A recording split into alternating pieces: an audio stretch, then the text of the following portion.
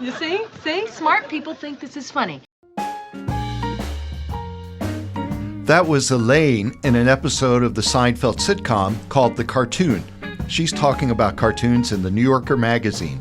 Today's guest is Bob Mankoff, the longtime cartoon editor of the New Yorker magazine. You're listening to The Science of Creativity, a podcast about art, design, and invention.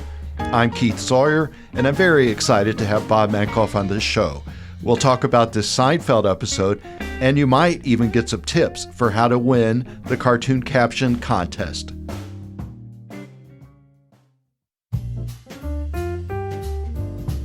I'm here with Bob Mankoff, one of the world's most famous cartoonists. He sold more than 900 cartoons. He's just told me that his current total is 918.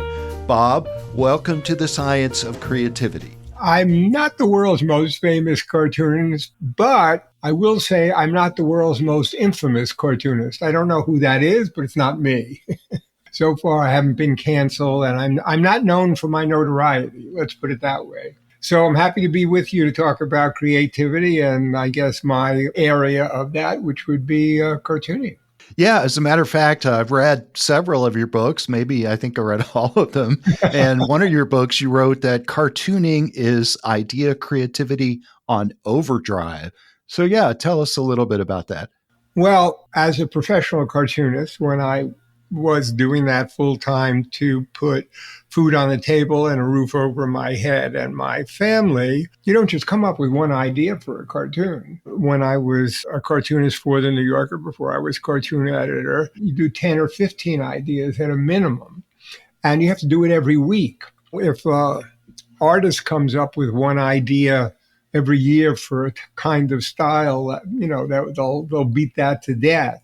You can't do that as a cartoonist because also the cartoons, especially the kind that I did and were done in the New Yorker, these single panel cartoons in which there's not any continuous narrative, each cartoon is separate.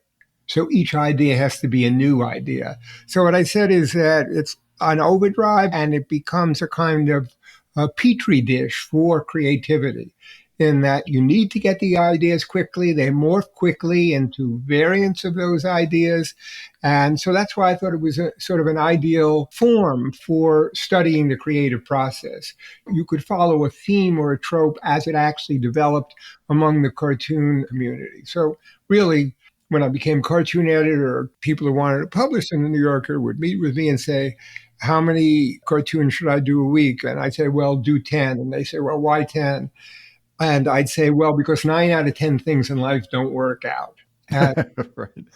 And you know that as well as anyone written on this topic. Many people have said this. I don't know who it originates with, but that quality is a byproduct of quantity, always, in any creative endeavor. Even anyone who's writing a novel, think of all the sentences they're throwing away, right?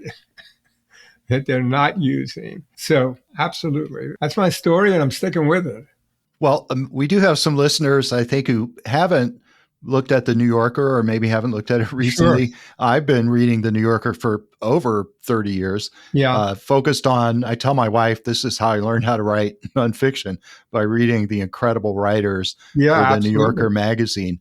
And as I was learning how to write nonfiction by reading the most brilliant writers, I encountered the cartoons. So the New Yorker is also famous for these single frame cartoons, and they have, I guess, one line at the bottom of the cartoon. Yeah. So could you describe that format for people who haven't seen the New Yorker? There are different variants of it, but in its classic form, it's an image, a fairly simple image. I'll use one of mine, or we can refer to later. And it's just a guy on a phone. He's looking at his address book and he's saying, no, Thursday's out. How about never is never good for you. And that's my most well-known cartoon, the 918. It's in the Yale Book of Quotations. The hallmark of those kinds of cartoons is essentially verbal. You do need some situation that makes sense for them. It's an office and a scenario that makes sense, but there's nothing strange or incongruous about it. And its hallmark is really a single sentence. And the characteristics of that sentence are that it starts off normally even positively and ends negatively. In other words, there's always some sort of diminishment at the end. In that caption, the syntax is polite, right? All the way to the end and even to the end. But in the end, there's a twist in which the fact that the guy does not want to see them, he's not rescheduling. A similar arc would be in a Leo Cullum cartoon. It's a doctor talking to the patient, and he's saying, so we start off with, you'll be awake during the entire procedure. That's the setup. Now, that's a positive setup, right? It seems good, right? But the punchline is the anesthesiologist is on vacation. Okay. So that's how that works. A completely different type is where you set up a very incongruous situation, and often the caption is completely normal. In the first two, the wording is unusual wording, especially because of what would be called in natural language processing perplexity. Perplexity is how likely is it that you could predict the end of the sentence from what the sentence actually is in those captions. Not very likely. You wouldn't do it. But let's say I have a caption in which the caption is, yes, it makes you look taller. Now, from that, you know nothing about the picture. But if the image I've created is a guy talking to his wife and he's standing on a chair, that's the incongruity that's resolved by that caption. So those are maybe the two different forms. And of course, one of those forms where there's a great deal of incongruity is the caption contest, where we create a very unusual image. It might be aliens at a mall. And then we ask the readers of the New Yorker, or really anyone, to come up with a caption for that. That's the caption contest, in which on the back page of the magazine or near the end of the magazine, there's a contest you enter, there's a contest you vote on, in which there are 3 finalists, and there's a winner. And I remember I was already reading the New Yorker magazine in 1999 was when you were the cartoon editor, and you were the one who introduced this cartoon caption contest. I had never heard of such a thing. So yeah, congratulations for now a comedy institution, if we can say that. I know you've stepped down as the cartoon editor, but the competition is still going strong. Yeah, 1999. Yeah, I definitely consider that a legacy I'm proud of for its entertainment value. But more than that, it provides a laboratory for looking at creativity, because in the caption contest, you have 5,000 to 10,000 people entering every single week. And so you can see the creative landscape for any particular contest. And researchers have used that. Artificial intelligence researchers have used it. Psychologists, cognitive psychologists. It shows you how people are creative individually. Someone like Lawrence Wood, whose book I recommended to you, Your Caption has been selected more than ever you'll ever want to know about the New Yorker Caption Contest by Lawrence, who's won the contest 8 times. And so you see the singular creative ability of a person like him, but then you can see the creativity of the crowd. And you can start to use this, as I have, to compare it with the creativity of artificial intelligence. Where do they overlap? Where are they different? In fact, there's many things about the caption contest that enable us to look more closely at both artificial intelligence as it now exists in large language models, and where it may exist in the future with artificial general intelligence, which go beyond these models. All right. Well, I'd like to describe one of the images for the cartoon caption contest for our listeners. So here's one from Larry Wood's book called Your Caption Has Been Selected. It's a image. So now imagine you're the reader of the magazine and you're seeing the image and there's no caption. So here's one of the images that was a contest. You have an image of 2 people in a car and they're stuck in a traffic jam, and the passenger's mouth is open. So looking at the image, you can tell that the passenger is the one talking. And that's all you have. You have an image of these 2 men in the car stuck in a traffic jam. So if you enter the contest, what you do is that you come up with a caption that would go underneath that image. And that would make it funny, right? Well, what's interesting, Keith, about that is that that image was a mistake. It's a terrible image for the caption contest. As it is, Lawrence came up with a wonderful caption for it. But usually a caption contest image would be something very unusual, not a completely unusual thing of people in a car. And the caption Lawrence came up with, which was great, which is try honking again, because it's not just funny, but it has it's very relatable. It's kind of observational. I know. Try honking again, because obviously it won't have any of it. It works on so many levels in that if you look at it, someone who didn't understand irony, right, they would think that the person is actually saying try honking again, right? What's funny about it is this guy has been honking, right? Like all idiots do in traffic, right? Well, of course, to no effect. It never has an effect. And he's saying, try honking again. So the joke, in a way, is that the passenger is saying, you're an idiot. Oh, I see. Yeah.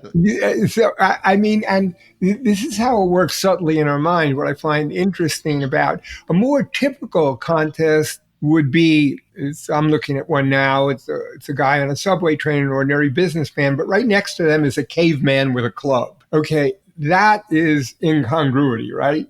What is the caveman saying from the Paleolithic times to this other guy? I think one of the captions was, I gave you the wheel and look, this is what you did with it.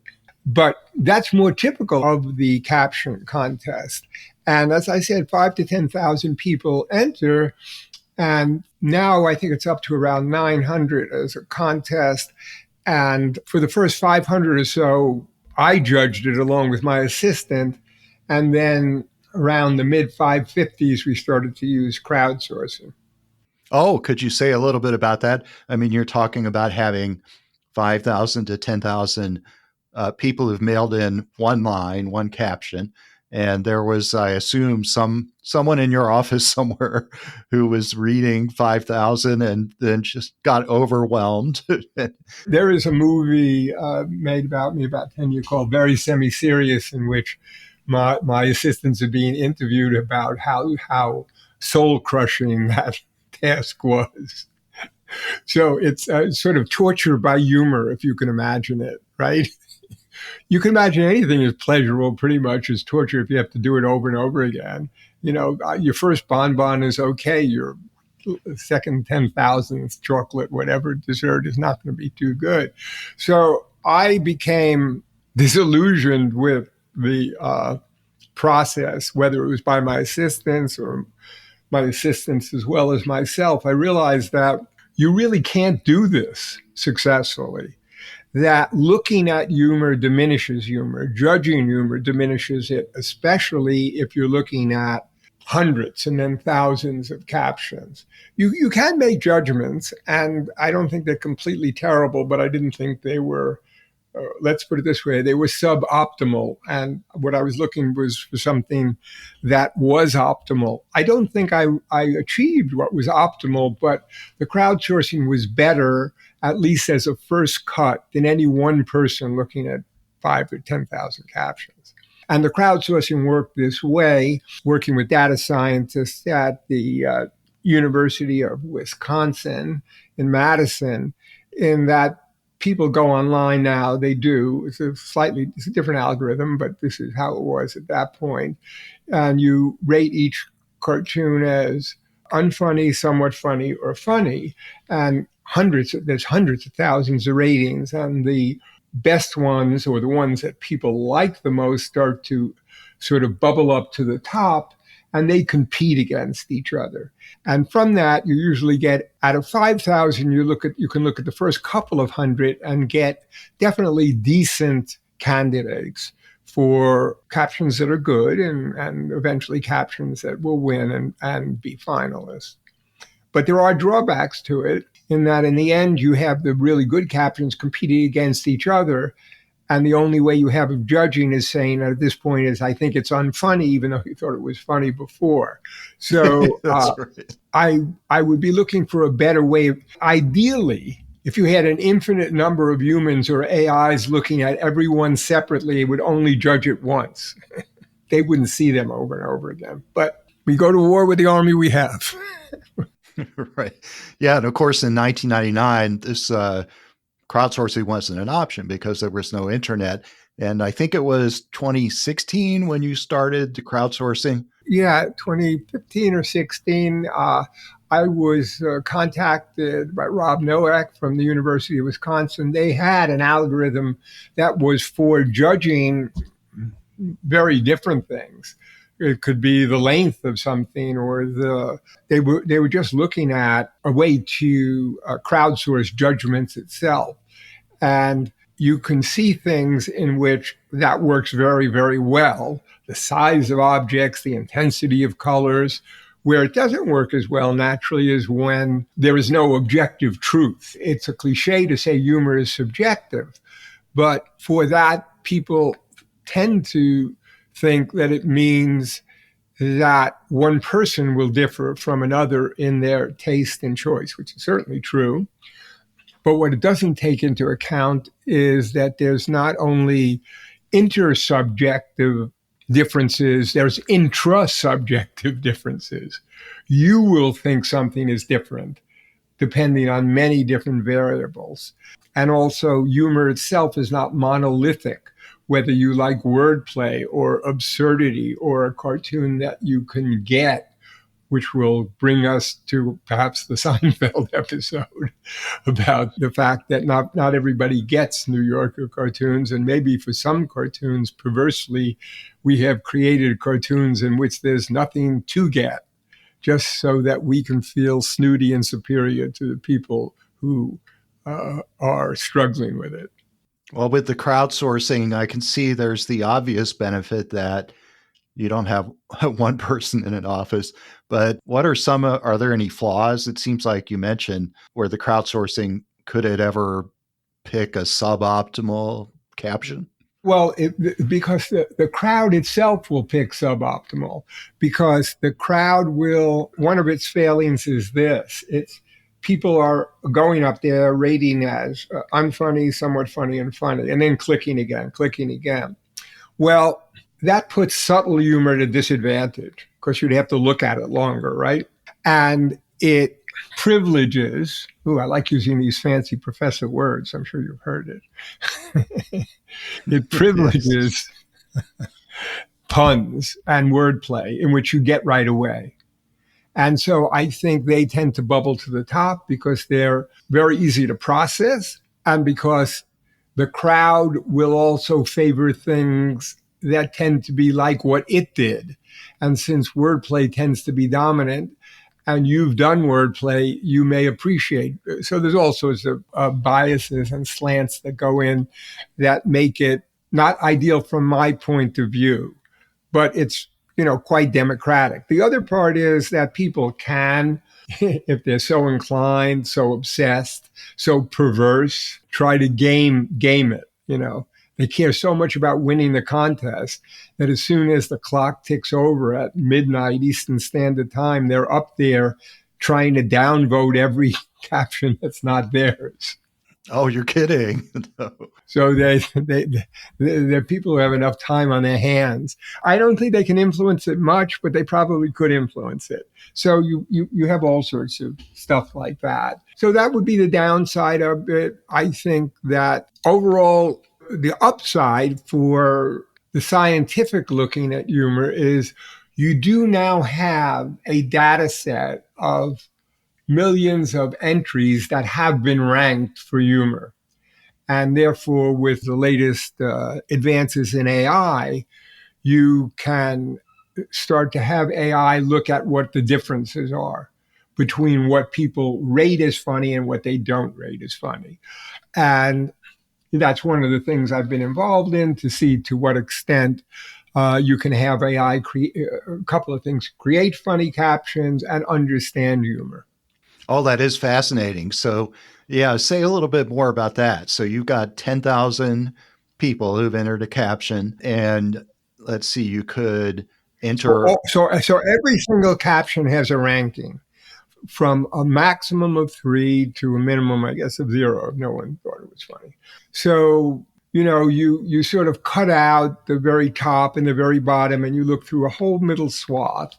And one of the first things you might do is give a model, and this really starts with the GPT-3 models, in which you're giving it a training set of saying, okay, here's a caption rated within that middle, rated high, rated low, rated high, rated low. Okay, now you've given the model, you fine-tuned the model. And now you give the 2 captions and you say, well, pick the funniest one because we already have the data. So that's the information you've held out, right? And so you find that the models can do this with maybe at about 70%, which is actually okay because people can't do it much better than that. That's right. If I gave you the 2, obviously the whole of all the people can do it better than that. They've actually rated one higher than the other.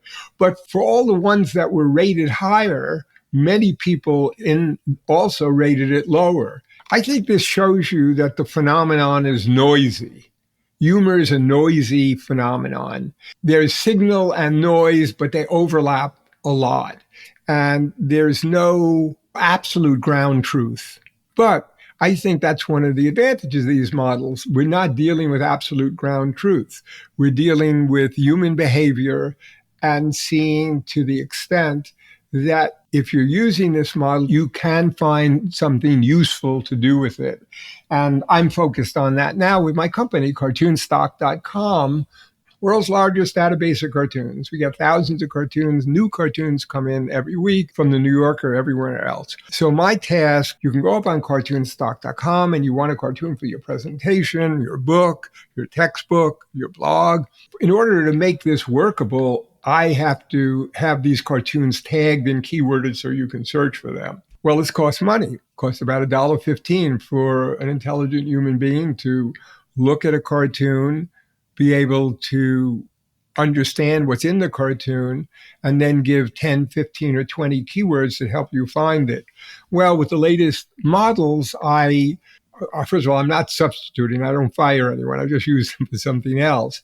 The latest GPT-4o, Sonnet 3.5. I'm saying all these things to make myself sound smart about AI. Gemini 1.5 Pro. I can recognize the image. It can describe what's the joke in the image for the most part. I'd say 80 or 90%. And then tag the image and keyword it. So that's how my background with the Caption Contest and with data science was the thing that has led me to, in fact, become a big fan of AI for these particular use cases and also for really thinking about creativity in general. Right. So your AI is looking at the black and white line drawing. Yeah. And it's also, I assume it's also looking at the caption. And then it's able to put tags on it like this one is about a podcast or whatever. Well, the very first thing it does is it describes the cartoon. Oh, it can do that. You're kidding. Right. So it looks at the image, it describes the cartoon. From that, it extracts the caption, describes the cartoon. This only happened with the advent of GPT-4o. Now it's also true of, for your listeners, in case you want to know, Claude, Sonnet 3.5, Gemini 1.5 Pro. I think all of these things are actually open to the public now. I know ChatGPT is. So that was remarkable to me because looking at a lot of these images, a number of these unusual images, which are, even though they're unusual, it's trivial for a human being to say what's happening. If it's a mermaid talking to a guy in a living room, it's trivial for a human being.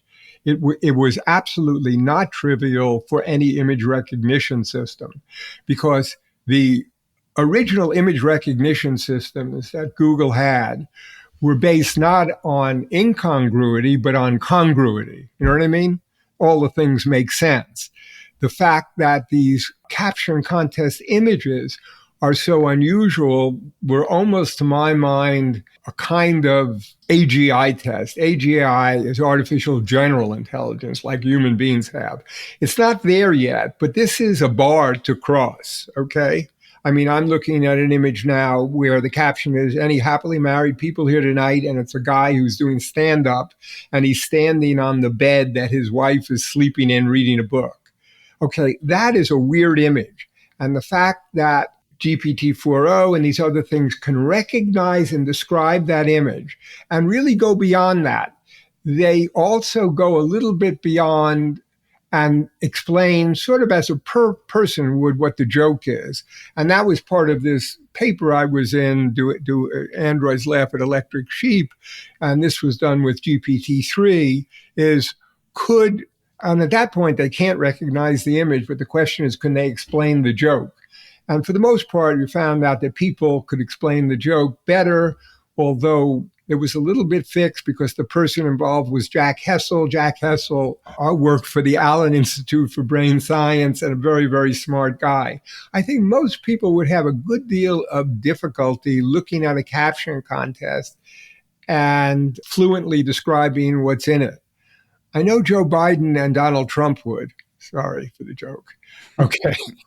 So the models have just come, a tremendous way in what they can do. Most people, even, people well-informed like yourself don't realize where it's at. Right. Yeah. Well, I just realized something as you were talking. So imagining the cartoon caption contest where the readers of the magazine are presented with an image, a single frame black and white drawing with no caption. To make it good for the contest, it has to be an image where the caption isn't immediately obvious, right? It has to be an image where there are lots of different possible captions that might work, because otherwise everyone who enters the contest is going to say the same obvious caption, right? I think it's more flipped that the example of the guys in the car is a bad caption contest that worked out paradoxically well. I don't think if I showed you most things that it would ever be obvious. So, for example, whether it's the caption contest or in the New Yorker magazine, if you flip the magazine and cover up the caption, there's none that's obvious. A joke is never obvious, even if it's just a verbal joke. For example, let's say it's just another one of my cartoons where it's a guy on the phone is a businessman, important businessman, and he's saying, 1 billion is 1,000 millions. Why wasn't I informed of this? Okay, so it may make sense to you completely when you see it. This is a joke, but a caption is never obvious.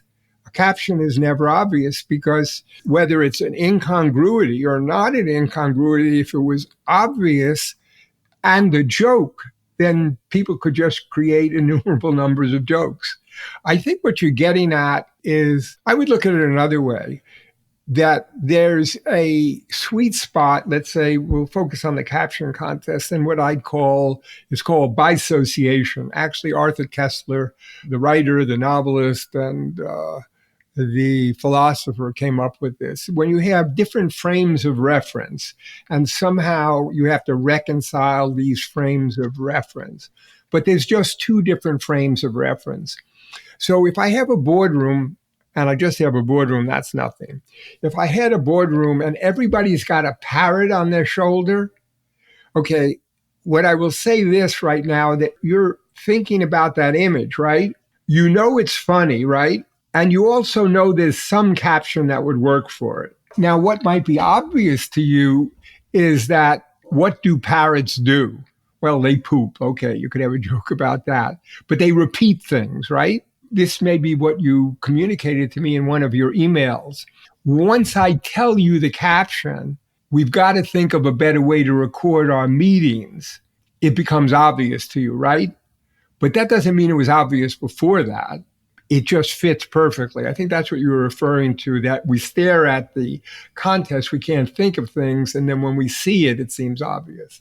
Right. Yeah, you're looking at the image and you can't think of a caption, but then once you see a good caption, it just seems obvious. Like you say, it seems natural. Right. It seems like it was there all along. But this is, I think, what's also interesting about this. Why is it so? 5 or 10,000 people enter. Usually it's actually around 5,000. Why don't more enter? Why is it actually so hard? I mean, I'm a pretty good cartoonist. Whenever I see one of these, it's not like I have an idea immediately how to come up with a caption. Essentially, what I usually feel is blank.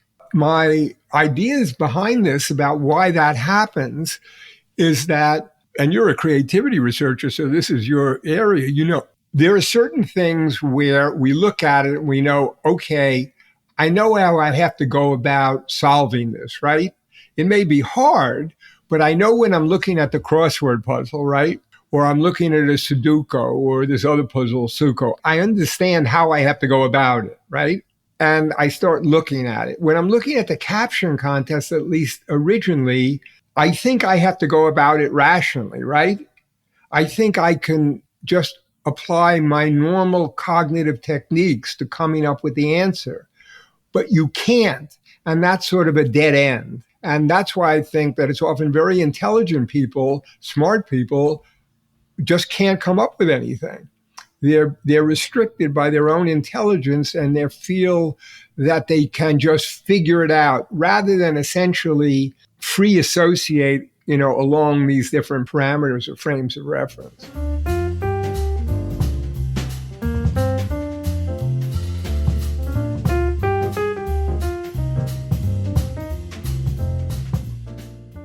Well, you mentioned the case where you're looking at an image without a caption and then you can't think of something. And once you see the winning caption and it seems like it was always there, right? And then there's another phenomenon which happened to me all the way back in the 1990s when I'm looking at a normal cartoon in the New Yorker with the caption and I don't understand it. I don't get the joke.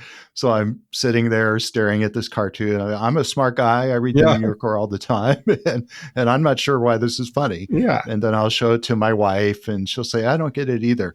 so that leads me to both you and your wife are wrong. Show it to your kid. Right. Go out and show it to your neighbors. Certainly somebody can understand this cartoon. Perhaps it's Elaine from Seinfeld. That's right. The 1990 sitcom Seinfeld had an episode called The Cartoon, where the joke was that no one understood a cartoon, not even the cartoon editor. Here's Elaine at the beginning of the episode. Check it out from the new issue of the New Yorker. And then Elaine shows Jerry a cartoon that she doesn't understand. Look at this cartoon in the New Yorker. I don't get this. Me neither.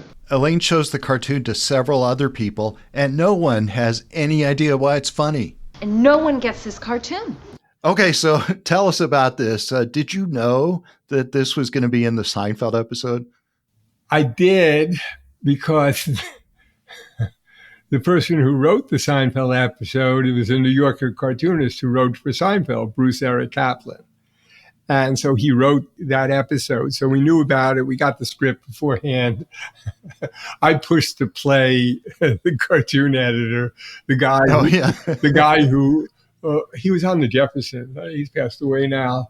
When Elaine says, explain this cartoon to me. And he says, you can't explain cartoons, Elaine. Cartoons are gossamer. Cartoons are like gossamer, and one doesn't dissect gossamer. And then, she berates him and says, and then he goes through one silly thing that I think he ends up with saying it's Vorstick. Wolstein? That's not a word. And she says, that's not even a word. So, Seinfeld is brilliant. The writing is brilliant. That clip is very funny. I don't know if you played, I didn't get to hear it all. I played it all the way through. At the end of the clip, in the middle of the clip, because George comes in there and Elaine is talking to Jerry.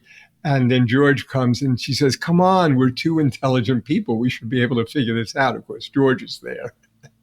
And he makes a face, and clearly they're indicating that he's not intelligent. Well, I think there's a whole class of cartoons that you don't get because there's nothing to get you can enjoy. In other words, they're weird or they're absurd. Jack Ziegler was fantastic at this. A recent great cartoonist of cartoons now for the New Yorker, Ed Steed. I'll give you sort of an example in that the scene, I'll set the scene. There's a giant pumpkin with arms, and he's at an easel. and he's painting, and he's smeared with paint too. And of course, he's anthropomorphized. He's got eyes and a mouth. And there's someone next to him looking at what the giant pumpkin has painted.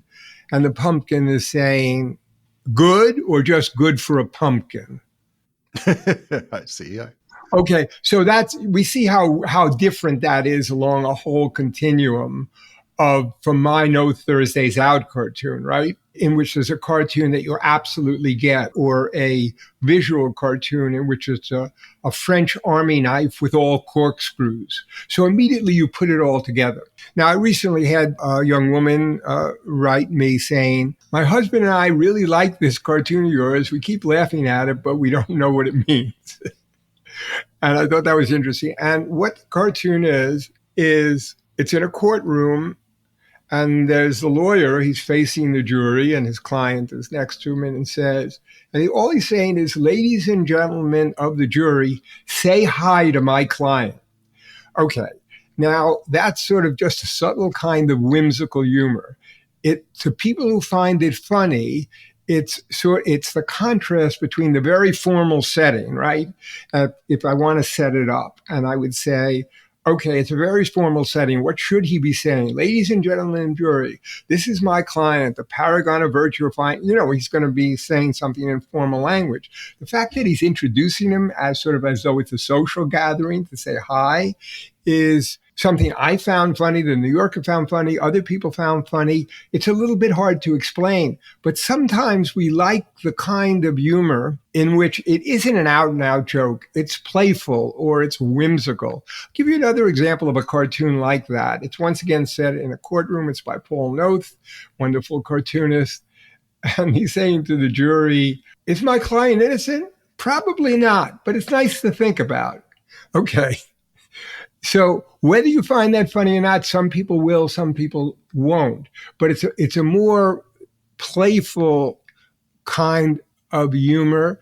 And when you look at humor in general, what it demands, if we say someone has a good sense of humor, what would it actually mean? It wouldn't just mean that they would get jokes. It would mean that just as people who are smart have a cognitive need for stimulation, people who are funny or have a good sense of humor have a certain kind of playful need just to fool around with language. Some of the cartoons I've done were like that. They just struck me as funny, but there wasn't anything to completely get in the way that a complete gag joke in which you absolutely get it and can explain it. The way to actually judge that is how hard it is to explain, why, for instance, those cartoons that I just talked about are funny.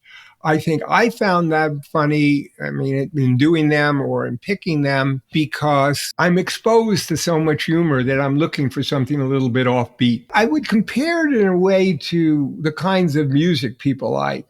Let's say, pretty much everybody liked jazz, right? Jazz is great. The jazz we usually think of as classical jazz, where you have a melody and you have a little bit riffs off of the melody, right?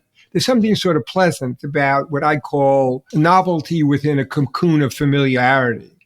But when jazz in the late 40s went to straight bebop, then the jazz musicians liked it, but not the public so much, right? And so maybe that's sort of where I am in terms of my particular taste. And as cartoon editor, I try to navigate this where I was concerned about what I like, because, hey, why you get this job and not at least pick some of the stuff you like. But I was also concerned with what the average person would like in terms of the kinds of humor that they would like. So does having a good sense of humor make you better at the cartoon caption contest? Yeah, definitely. Because what will it mean? It will mean not that, look, first, everybody has a sense of humor. Everybody laughs at things. To having a good sense of humor to some extent means that you seek it. Let's move away from humor. Let's say you have a good sense of music. That means you listen to music, right? You seek it out. And so I don't really think you can have it's not like you don't have a good sense of humor. It's a core component of my personality in that I seek it out. And to the extent possible, I try to produce it, not professionally anymore, but when I'm with my family, I think, hey, I'm funny, and I like to see if I can say funny things. Now, it can be a little bit tiring, both for my family and myself, because may not have the need that I have for it. But I like to fool around. You know what I mean? And as long as I can remember from being a kid, this was part of me, and the other part of me is frankly this intellectual side, which wants to analyze it and beat it to death, make it not fun for anybody else. Well, and that's how you and I came across each other, because you were seeking out creativity research and something, yeah, maybe we could talk about that a little bit, the connection between creativity and humor, or maybe creativity and having a sense of humor. So, yeah, what is the relationship between creativity and humor? I would think that to be funny, certainly professionally, you have to be creative within that realm.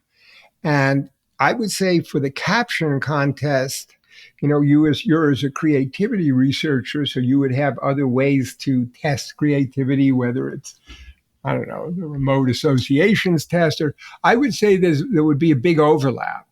I would say that people who are good at the caption contest would be good at solving other creativity problems. I would say they're in general creative. I don't think it would be a completely encapsulated attribute. That doesn't mean they're going to be creative in quantum physics, right? Because there might be certain knowledge that they don't have. Or you might, and so, I mean, that's another variable involved.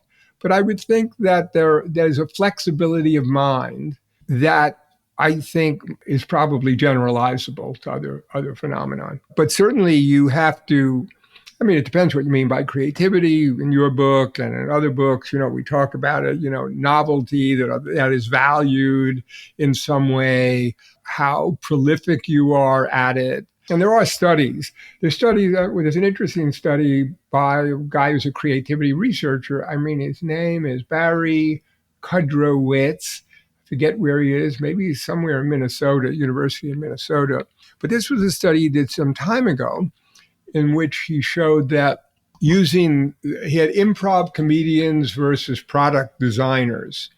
And the improv comedians, and the test that they really had was the caption contest. The improv comedians did much better than the normal product designers. But also they were both given tasks to come up with new products, and objectively, evaluated objectively, the improv comedians came up with more varied and better new products than the product designers. Oh, that's interesting. And when there's been some brain imaging also between people, let's say, are good at the caption contest and people who aren't, or just maybe they're just called normals. So you have the people who are good at the caption contest and normals. And what you look at the brain imaging, and I'm simplifying because I don't know the exact terminology and everything, but the general thrust of this was that people who are good at the caption contest, their whole brain is sort of free associating, whereas people who aren't doing well at it are trying to think of a caption, like they would be looking up a number in a Rolodex, right? You think that the answer is there. So I think the worst way to try to enter a caption contest, and maybe a lot of creative problems, is to try to think of the solution rather than to associate in a space around the solution, right? Where your mind is associated in different ways. And I mean, I've called cartooning dreaming while awake.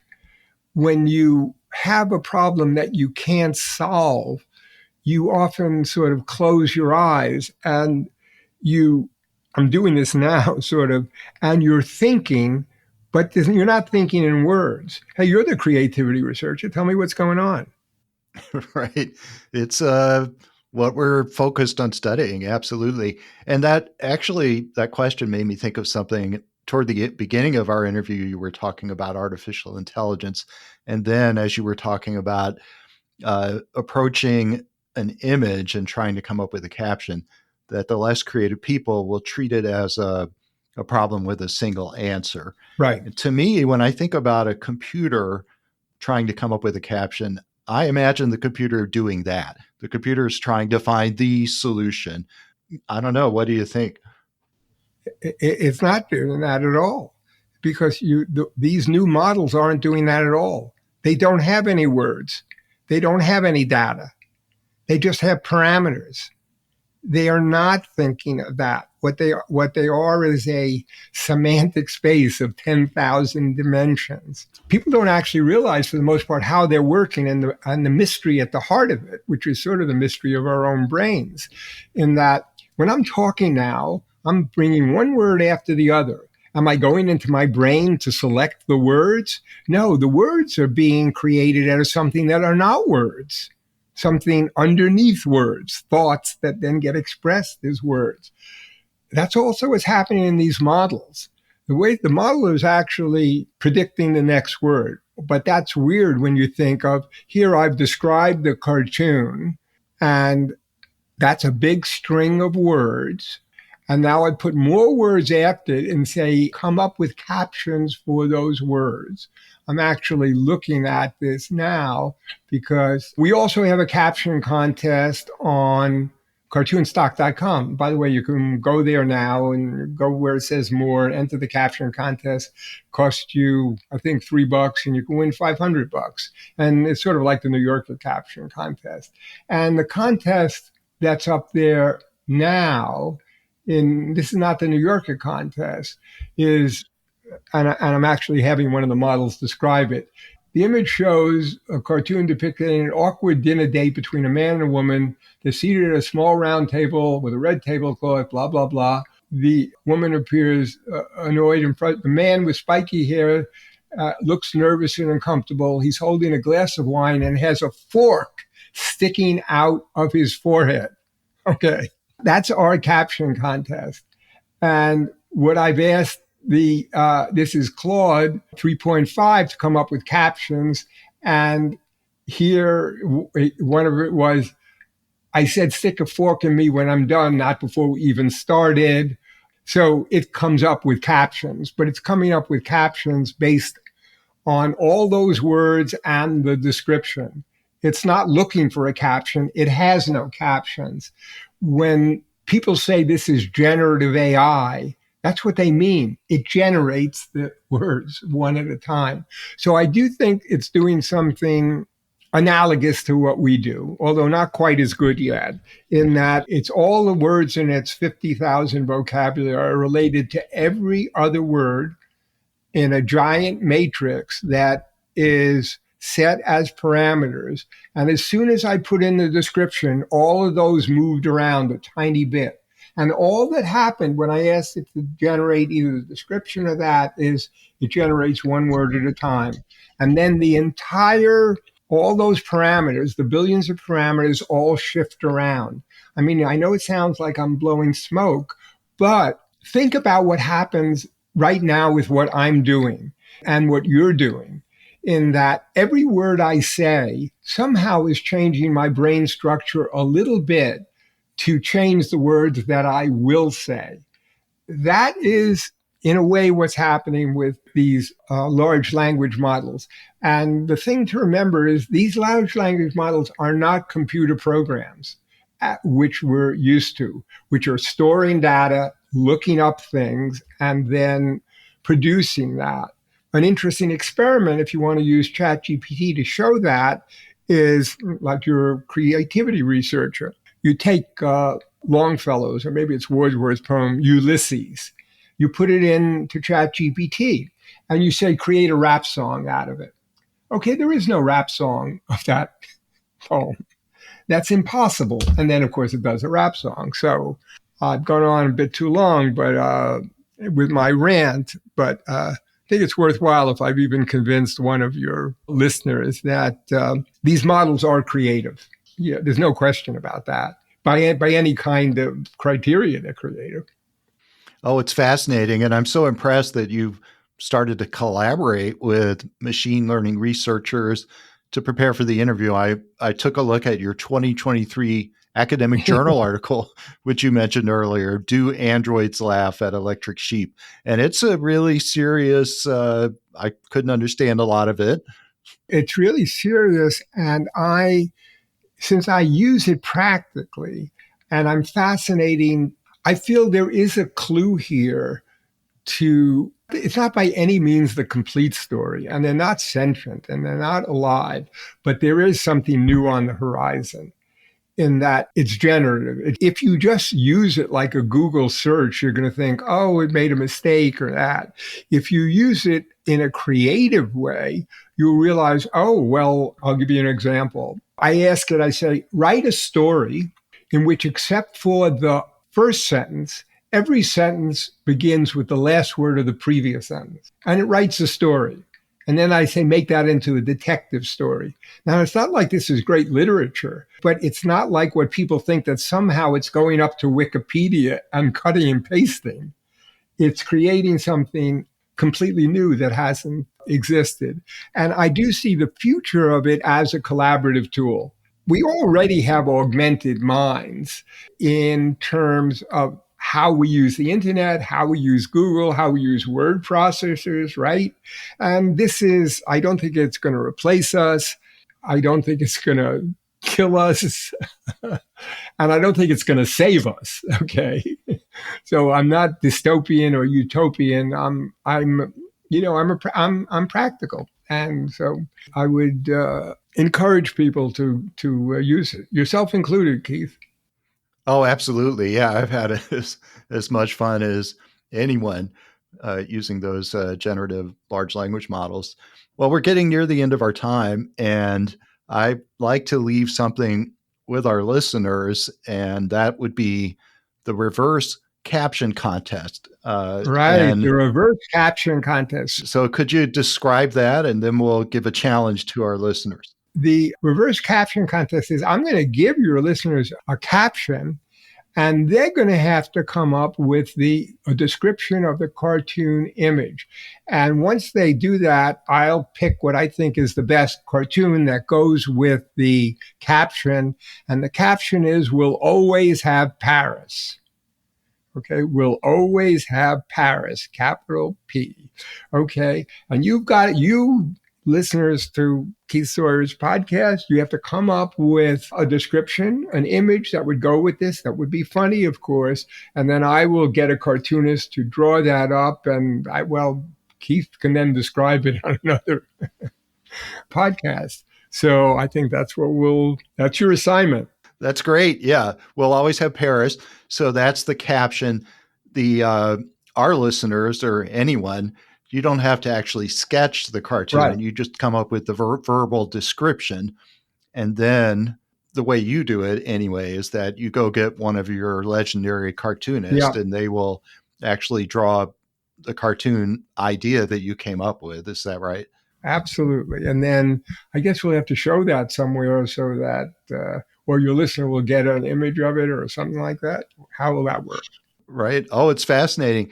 Now, are there any AIs where you could type a caption in and it would generate a cartoon image? It would generate a cartoon image if you had a description of the cartoon. So far, cartoonists are a lot better at that. We've all seen the AI generated stuff. It's okay. It tends to have a sci-fi look, right? Of robots doing things. Right. But right. I want to emphasize, I'm not looking to replace cartoonists. I'm looking at this as a collaborative tool, just like the synthesizer was. When you even look back at the history of music, the piano is a machine for making music. It needs a person. And that's what I'm looking for, what's called a centaur model of humans and machines collaborating to do things that couldn't be accomplished by either one. Right now, one of these tools are fantastic for brainstorming. Keith, like you'll have an audio of this, right? If you send me that audio, I can immediately turn that into an accurate transcript using one of these AIs. I mean, I know there's obviously companies that charge you for it now, but frankly, these AIs can do this almost perfectly now. It's incredible. Yeah. So thank you so much for being on the show. And I'm just in awe of your long career as a successful cartoonist with 918 published cartoons and counting, and now collaborating with AI researchers on academic journal articles. I hope for our listeners, you could consider reading some of Bob's books, like The Naked Cartoonist, a wonderful name, which has G-rated images on the cover, although it's called The Naked Cartoonist. Or my memoir, How About Never, is Never Good for You. And of course, Lawrence Wood's book, which is your caption, has been selected by the guy who won the contest 8 times, more than you ever want to know about the New Yorker Caption Contest. I think that would be a wonderful supplement. And if you want cartoons for anything at all, really, we have it on every conceivable topic, 750,000 cartoons, cartoonstock.com. Cartoonstock.com. Yes, and I'll put all of that in the episode description. So, Bob Mankoff, thanks so much for joining us on The Science Creativity. This has been a fascinating conversation. Really, really good talking to you, Keith. Have a wonderful day. I really enjoyed today's conversation with Bob Mankoff. Cartooning is a fascinating creative domain, and it's one that is rarely studied by creativity researchers.